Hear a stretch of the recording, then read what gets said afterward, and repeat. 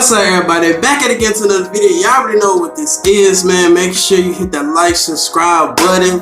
Right now, we are watching a Christmas Eve horror story animated by Llama Arts. Check out his channel. It's in the description down below. Everything has my social medias. Make sure it's important to put any video in the comments or on social media. Let's not get back into it, and I will tell you when I'm finna upload it. So please hit that bell to notification that I am dropping videos.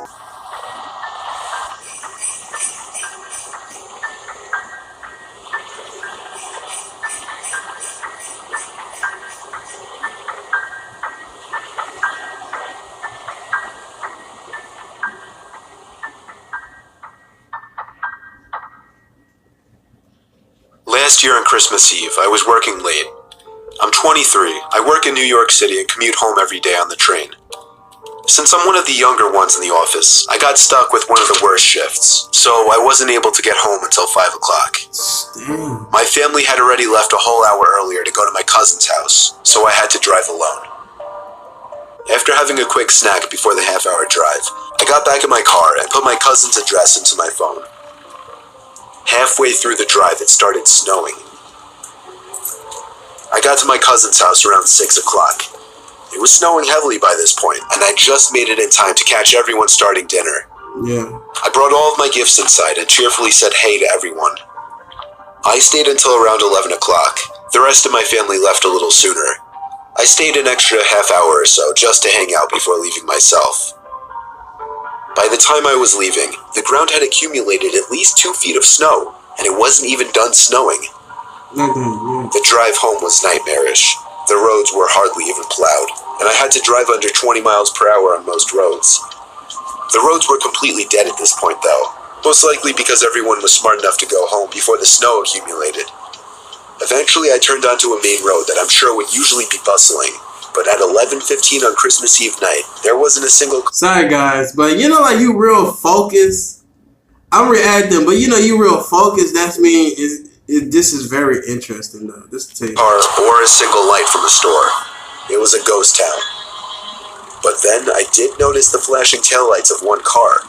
It was parked on the side of the road, and the smoke seeping out from its exhaust with the taillights giving it a red tint. As I got closer, I realized there was somebody next to the car waving their hand in the air.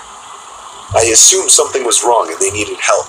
So, me being the good Samaritan I am, I pulled up behind the car. When I opened my door, the guy approached me immediately, barely even giving me time to step out. He was an average-sized man, probably 5'10", 180 pounds. He spoke in a very demanding voice, asking me if I know anything about fixing an engine. I told him I didn't know much about cars. The guy responded very quickly to everything I said.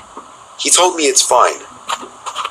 He went inside of his car for a second, popped open his trunk, came back out, and told me to just wait by the trunk for a second. I had no idea what he wanted me to do. I was really confused. He walked over to the front of his car, and I heard him open the hood.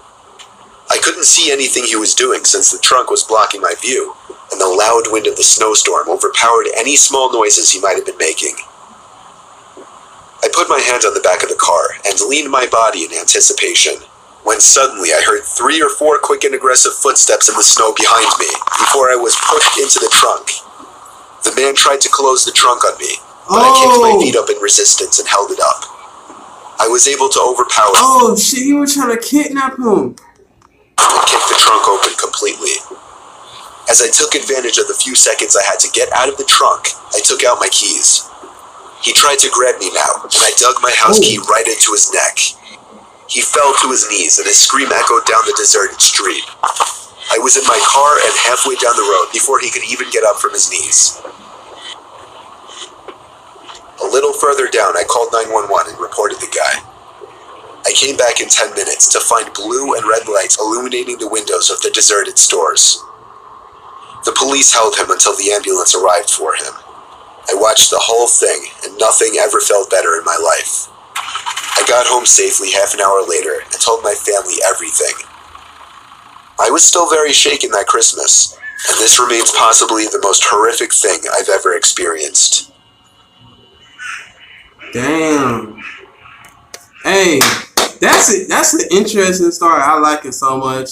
Everybody, y'all want to watch it yourself, was in the description down below. Y'all already know. More videos coming along. Don't forget to hit that bell. See you guys later. Peace.